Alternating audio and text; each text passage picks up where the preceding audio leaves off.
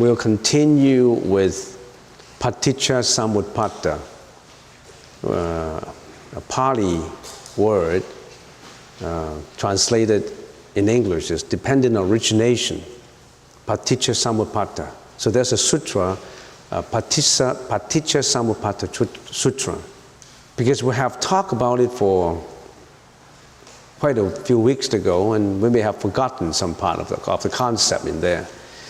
Many people ask, why were we born into this world? Where do I come from?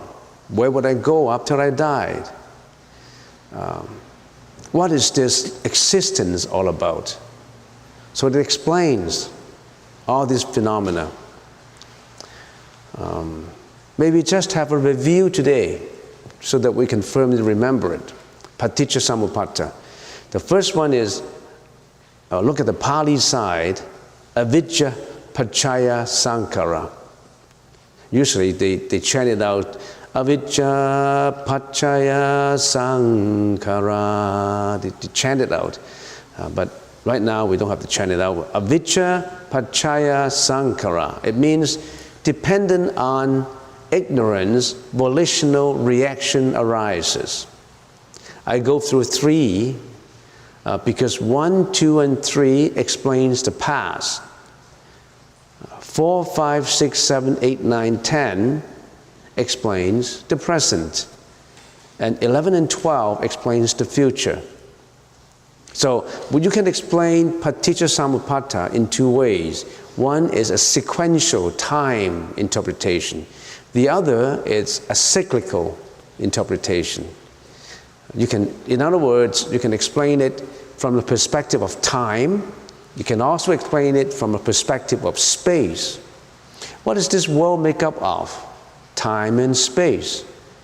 So to explain life, the Buddhist teaching is not using a God concept to explain life. Life is not created by a creator. Life comes about through causality, causation. So this explains the existence of life in a series of flux of transient series. So Avijja Paccaya Sankhara is dependent on ignorance, volitional reaction arises. Number 2, Sankhara Paccaya Vijnanam is dependent on volitional reaction, consciousness arises. 3, Vijnana Paccaya Namarupam, dependent on consciousness, the mind and body arises. The first one is because of ignorance, dependent on ignorance, because of ignorance, volitional reaction arises. Volitional reaction, that means because of our ignorance, our senses correspond to all environments. Our eyes correspond to sight, correspond to all matters, ears to sound, tongue to taste, nose to smell, body to touch. All our senses correspond to our outer environments, and we act accordingly. It produces mental afflictions, and we act accordingly because of ignorance. When we correspond with the outside world, a lot of mental afflictions arise in us. What are these mental afflictions? Greediness, jealousy, hatred, disappointment, fear, anxiety, because we react to the world. Through ignorance, because of this reaction, we perform deeds. The body can perform a lot of deeds. Body performs behavior, and this behavior could be in the form of good behavior, bad behavior, and neutral behavior.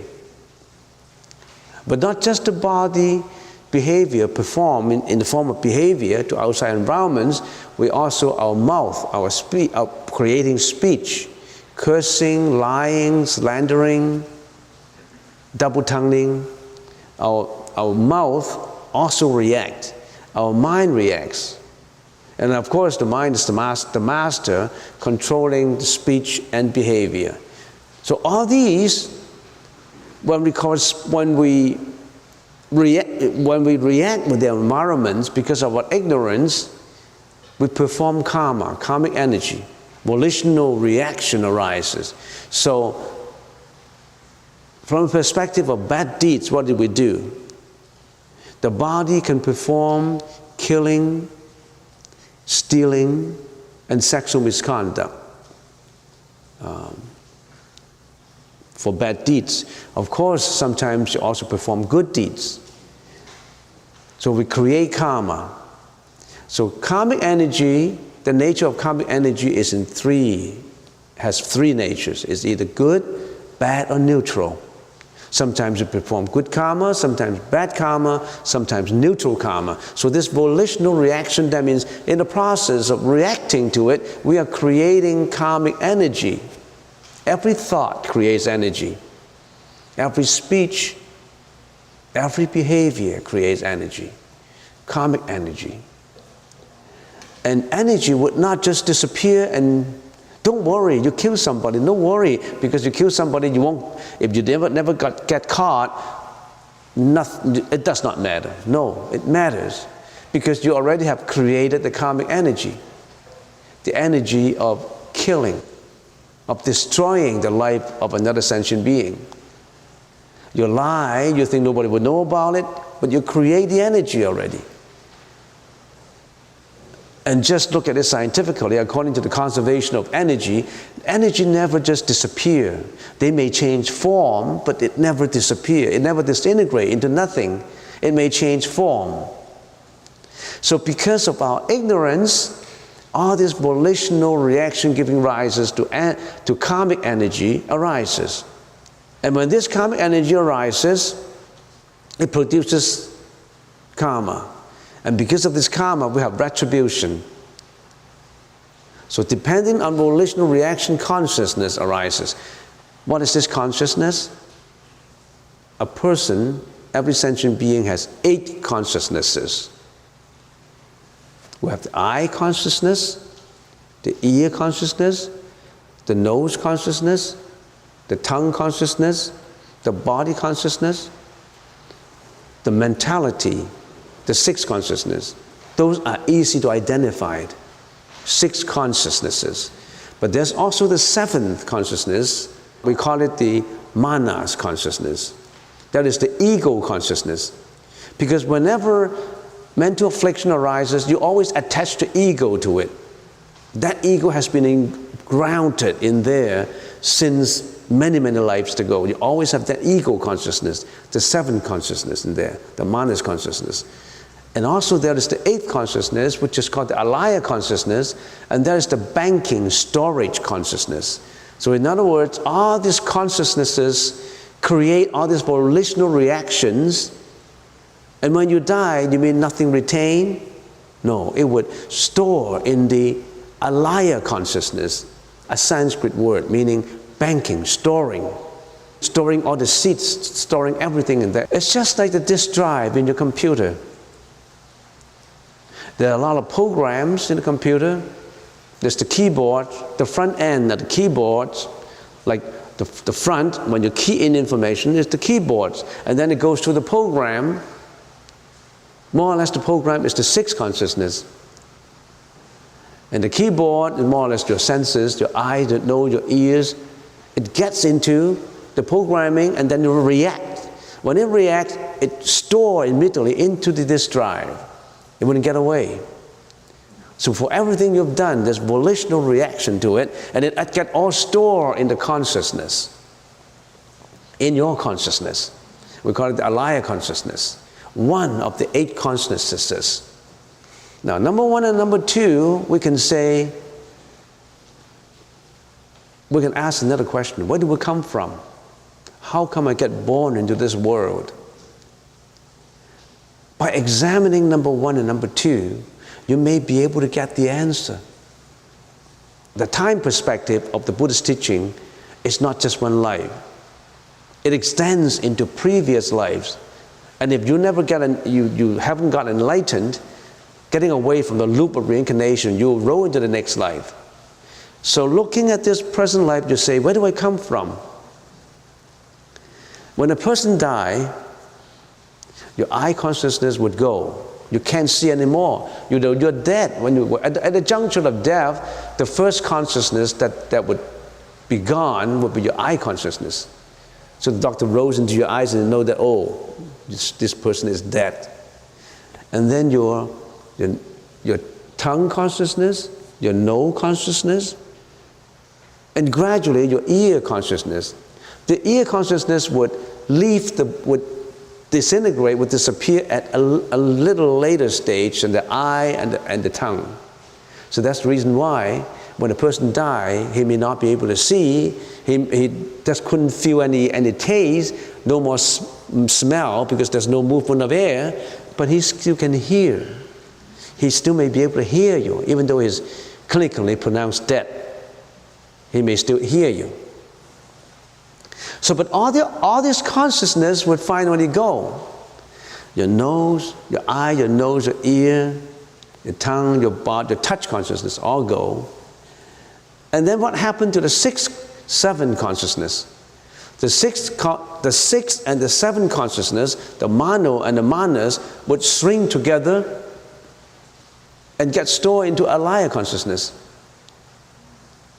In the ego and the mentality would shrink because, oh, I'm dead. So he knows he's dead. And then it shrinks into the ego consciousness, and then it further shrinks into the alaya consciousness, which is the banking consciousness. The example I use is a disk drive, but in this case, it's not a visible disk drive. It's not material we are talking about. A computer is material. Right now, we transcend material stage now into the consciousness level. Consciousness is not material. What am I make up of? What do you make up of? It's the body and mind. The body is material, but the mind, other than the brain, is not material. It is spiritual. Spiritual cannot be detected. Spiritual cannot even be detected by scientific methods. So that's the reason why science cannot prove the existence of consciousness after death. That's why science cannot prove the Bardo stage. In other words, you know what Bardo stage is? Science cannot prove ghosts. But science cannot prove non-ghosts too. In other words, science cannot say there's no consciousness, but science cannot prove there is consciousness. There's so many things that science cannot prove. In the discovery of atom, we think that many years ago, the scientists said, atom is the smallest. First we have elements, and then we have atoms, and then no. We can further subdivide atom into protons and electrons. So in other words, it can further, the smallest can be further disintegrated into smaller articles. And how would it go? What's the limit to it? No scientist can tell you. What is the limit to the smallest? Many years ago, atom is the smallest, then proton, electrons, neutrons, and maybe neutron can be further subdivided into even smaller. But the scientists have stopped at the proton level, neutron level. They can't do anything more. There's limitation in science. That's the smallest. So the scientists cannot determine what is the smallest because there's so much more to do. And then we say, can the scientists determine what is the largest? No. What is the largest? Thousands of years ago, we think that this world is the largest. When we were in China, many years, thousands of years ago, we thought that, oh, China is the only state, it's the only place in the universe. And then there's the discovery of North America. So in other words, it's larger and larger. We discover more and more. And then before we land that rocket onto the moon, we thought that this Earth is the largest. Now, no, this galaxy. How many galaxies are there? Galileo, many years ago, he invented the telescope, and he told everybody that this is not the only world. There's a lot more in outer space. So what's the largest? There's no end to the discovery of the largest. So you're telling me what is the beginning? What is the end? There's no beginning, there's no end. But when we explain life existence, we like to simplify it. We like to simplify it so that people can understand it. So some people will say, you are created. There's a creator that created you. It's that simple. You were created. The whole world was created by one creator. But can you give a simple answer to such a complicated question? You are created? But many people believe in it though. They believe in I'm created. Our forefathers were created. It's just like, what's the largest and what's the smallest? You were a consciousness before this body. And somehow, a man and a woman come together to make love, for example. And then you zoom into the mom's body to form the embryo, to form that, we call it the third one, mind and body, nama-rupa. That means out of causality, there's a man and a woman coming to have that relationship, and you are in a bardo stage. Your consciousness is at a bardo stage, which means that your consciousness is roaming about, do not know where, because the consciousness used to be attaching to some material before. It attached to your body before. It clings onto your body before when you were alive, and now it does not have someone to cling to, it does not have a material to cling to, it is in search of something to cling to attach to. We're always attached to material, you know. We're not comfortable when we're not, because we've been so much used to attaching to some material that we're not comfortable when you're not attaching to anything.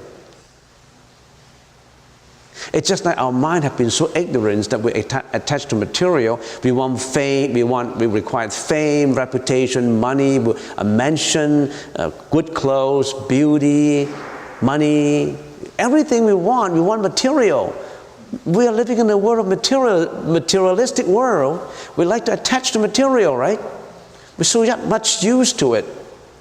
We started that when we were a baby. And now you don't, all of a sudden, when you die, you only have a consciousness. You're not comfortable with it. You're always in search of something to adhere to. But you can't just go into any material, because according to the theory of causality, there must be something that relates you to the material. Here's a man and a woman making love, and you're in that bardo stage. And what is the definition of making love? A fusion of a spermatozoa and an ovum. Zoom, fuse together. That forms the first material of a baby. We call it nama-rupam. And whenever there's a fusion, there's a light. We may not be able to see it. A fusion gives out energy too. And what is energy? Energy is light. It's just our eyes cannot see all kinds of energy. We can only see crude energy. I can see the light now. I can see two bright lights shining on me. These are crude lights. Human eyes are so limited. We can only see crude energy. You know a bumblebee? A bumblebee can see much finer energy than we. A bumblebee is hovering around the petals of a flower. The flower gives out the energy. It knows where to suck those pollen. We don't know. Not just bumblebee. There are many, many other animals that have much finer, what do we call, detection of energy than us. This is just common sense. So this fusion of a man and a wife produce energy. And that energy produces light. And this consciousness have a special feeling of that. Why? Because in previous life, this consciousness were familiar with the man and the woman. That man could have been the granddad of this consciousness.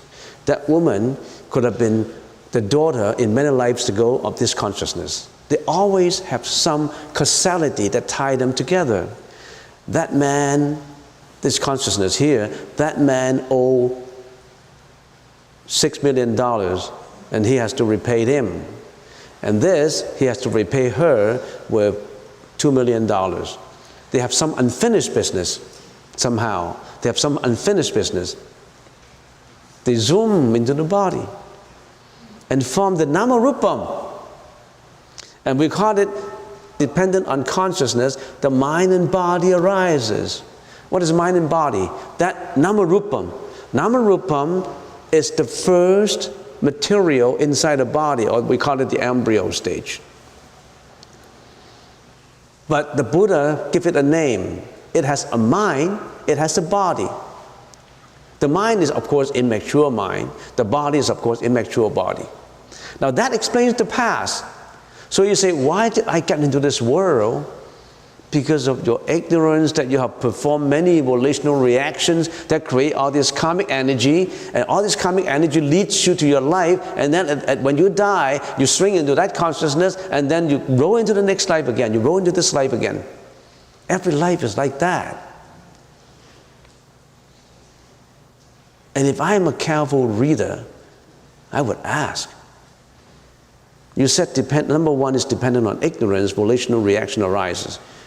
Where does ignorance come from? I mean, you're just cutting half the water and say, this is water. Where does the water come from?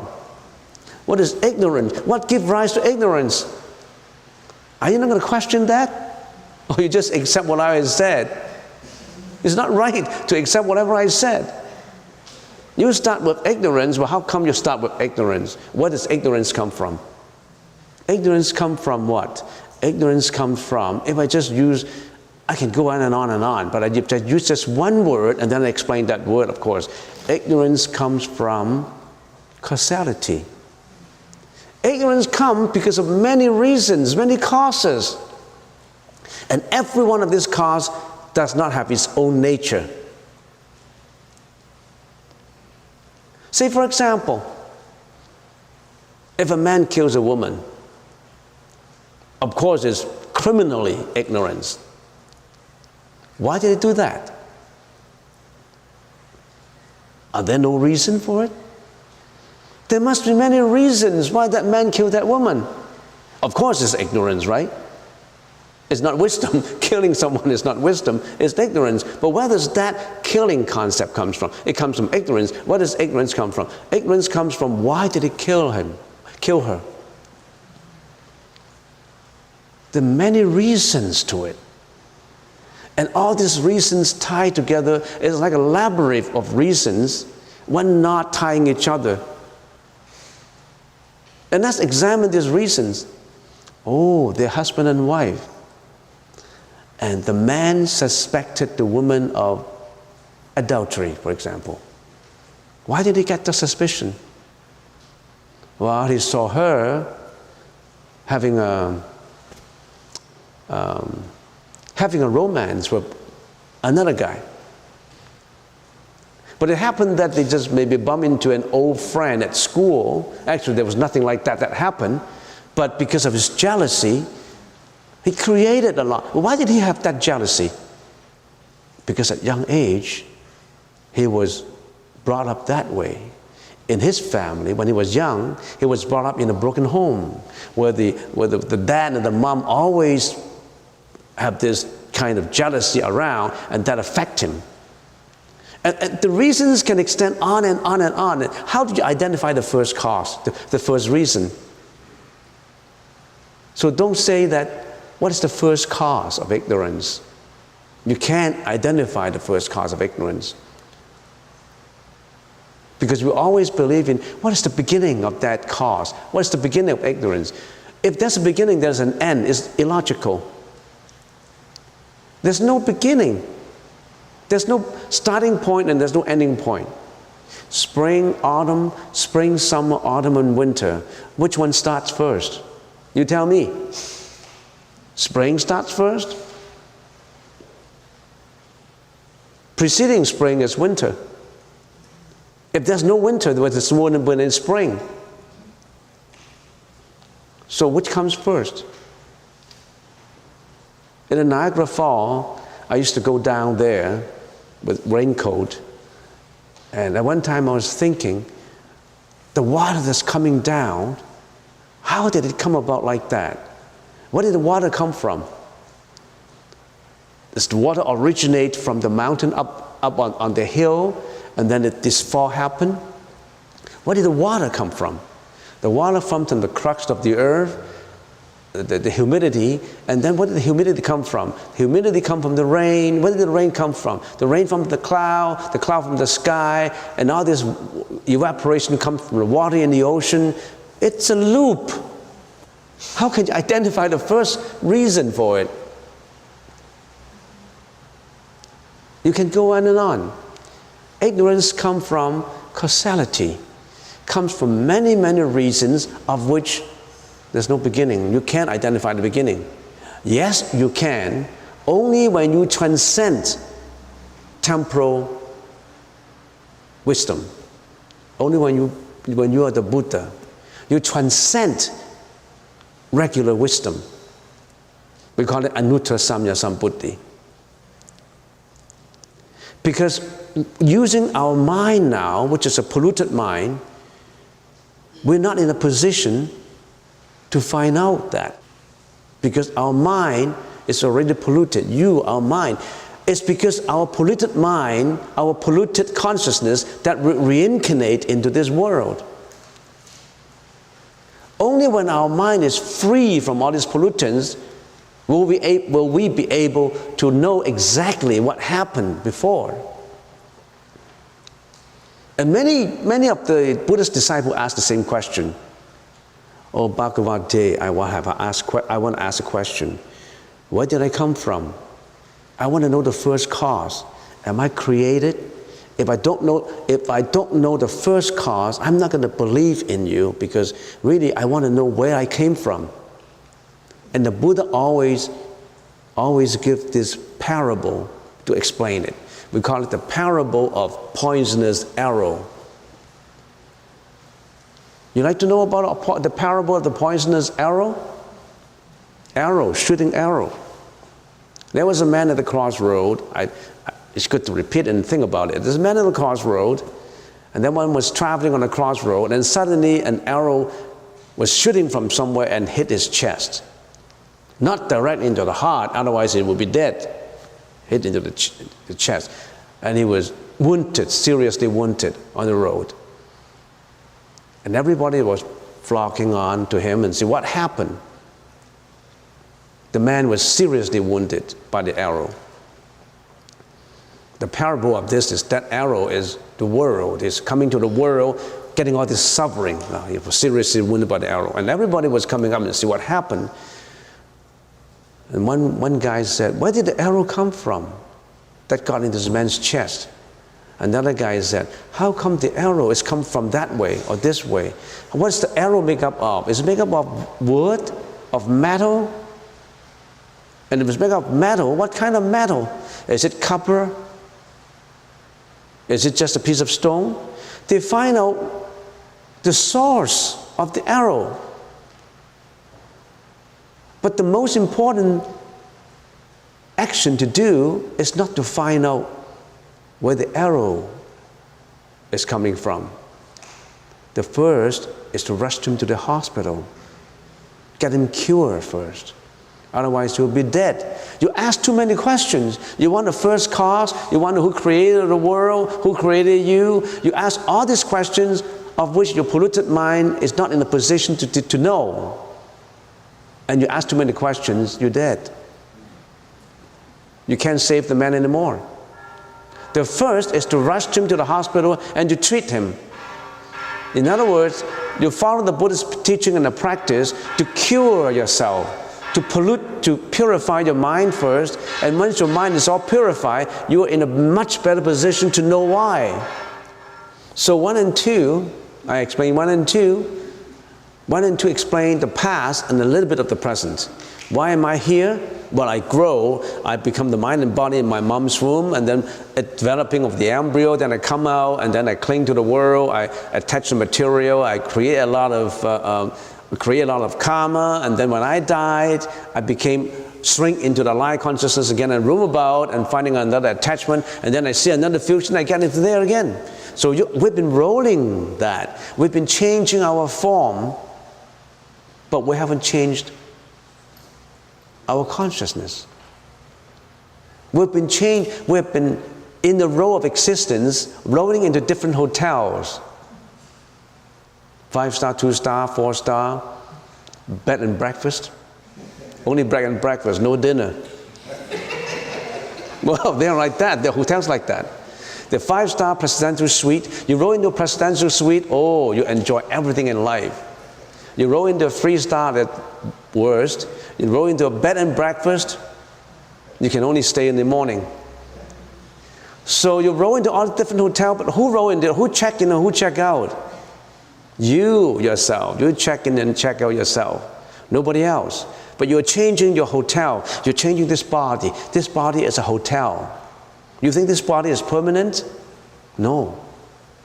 It's just a hotel that you're entitled to. Who gives you this hotel? Nobody gives you this hotel. You book it yourself. You create your own destiny. You did a lot of good things in your previous life, you got a good hotel in this life. You get all kinds of bad things in your previous life, you get a bed and breakfast. May not even have breakfast. You're on the road. A sleeping bag in a tent.